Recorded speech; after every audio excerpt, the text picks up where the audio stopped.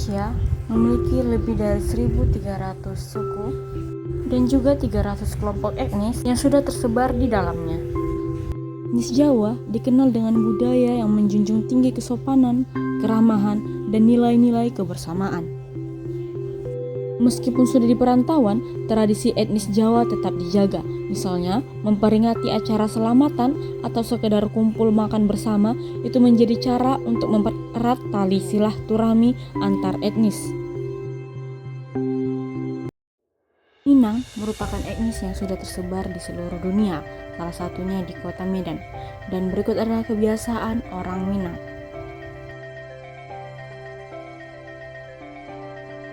Pertama adalah merantau, karena merantau menjadi tradisi dari suku Minang yang biasa dilakukan oleh laki-laki, dan tradisi ini terkait dengan sistem. Yang kedua, ada sistem kekerabatan matrilineal. Sudah turun-temurun, etnis Minang menganut sistem kekerabatan matrilineal menurut garis keturunan ibu. Pada sistem kekerabatan ini, kedudukan perempuan jauh lebih tinggi daripada laki-laki. Selanjutnya, terdapat tradisi makan bajamba. Tradisi ini merupakan tradisi makan bersama di suatu tempat. Biasanya, tradisi ini dilakukan pada hari-hari besar Islam, seperti acara adat atau lainnya. Minang itu untuk kayak menerapkan itu dalam berinteraksi. Ya harus menerapkan lah.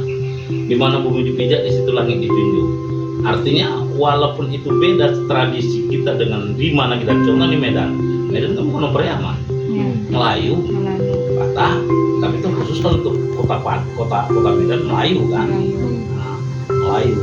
Ya udah kita ikutin.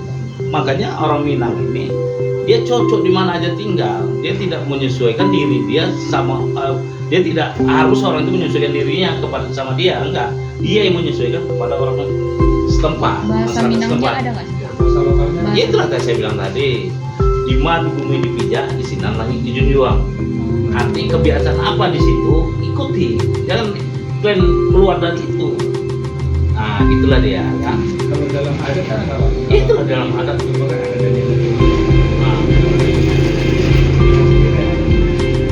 Maksudnya dan dulu itu maksudnya gimana coba? Yang seumpama hula-hula menampakkan. Kalau kita itu beda-beda ya, nasihat kan, makanya di kita Sumatera Barat begitu dia. Kita harus menyesuaikan diri kita di mana kita tempat tinggal. Apa di situ banyak Jawa? Ya biasakan diri seperti apa yang dilakukan orang Jawa. Makanya ditaruh apa kebiasaan orang itu, orang terutama itu.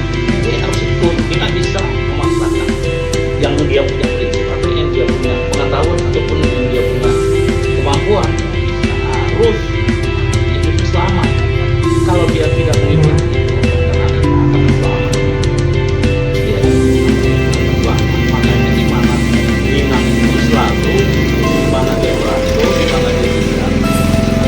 Dan sepengetahuan saya, dia tahu tidak pernah ada yang menunjukkan itu. Karena dia berpikir, karena dia pendatang. Nah, kalau kita bilang begitu, sebagian orang yang termanusia itu kebiasaan itu diberikan kepada anak Minang itu, pergilah kamu belajar, kau cari dulu semangat, akhirnya bapak angkat segala macam, baru kamu angkat di situ. Untuk baiklah, itu beda. Nah ada yang sudah ini ada. Cuma itulah di mana kamu berada. Hidup semang itu bapak angkat, bisa jadi tokinya atau apanya. Nah, Pokoknya yang dianggap keluarga di itulah dia, mau apapun apa dia, kan banyak itu sejarah cerita. Ada juga kan orang Padang, bapak angkat orang Padang. Kalau konflik antara suku belum pernah ada, tapi kalau konflik antara dia rumah tangga atau sama pihak lain, bergaul apa itu, kita selalu menyelesaikan secara bijak. Artinya yang pernah pengalaman saya dulu kan, kalau kalian ingat itu di tahun 2000 dari asalnya kan tahun 96 yang kita itu kan impor sampai di 2000 perang khusus segala macam itu. Di sini ini pernah perang Sarah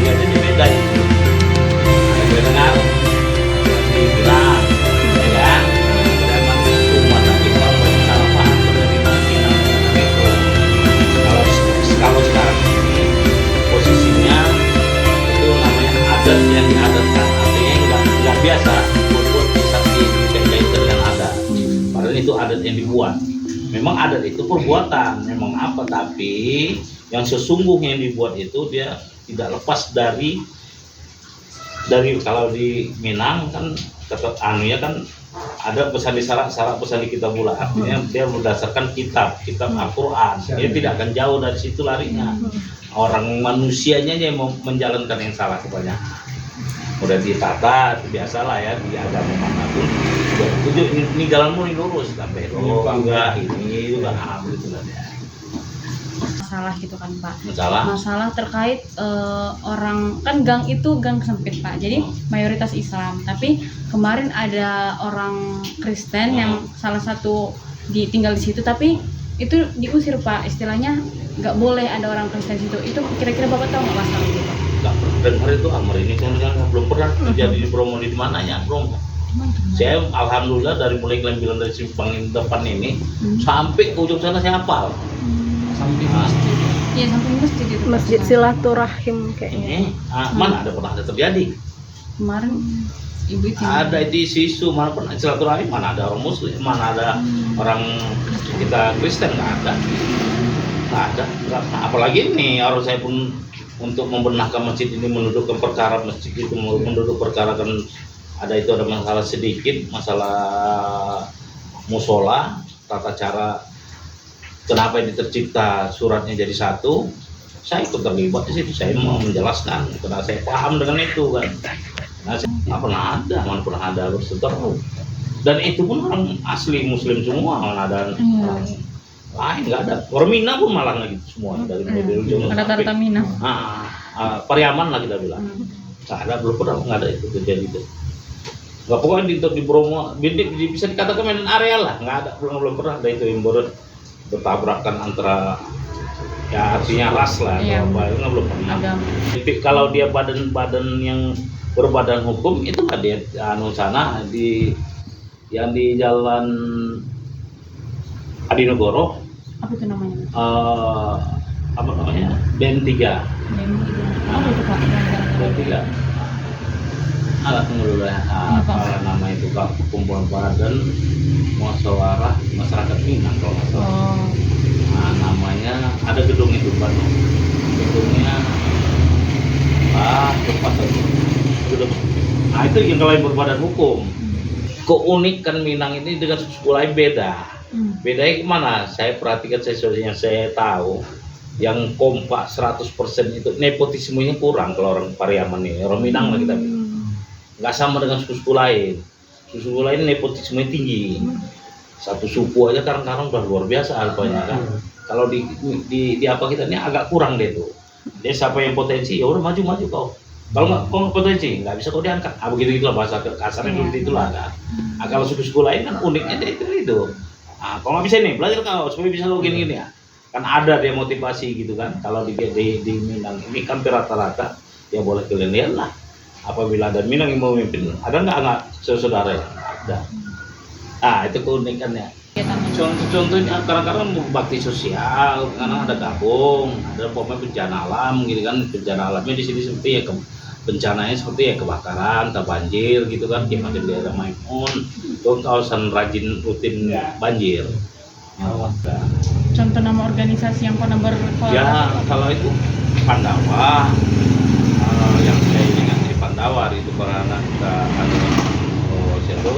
organisasi kepemudaan seperti Karang Taruna, anak-anak PP apa ada.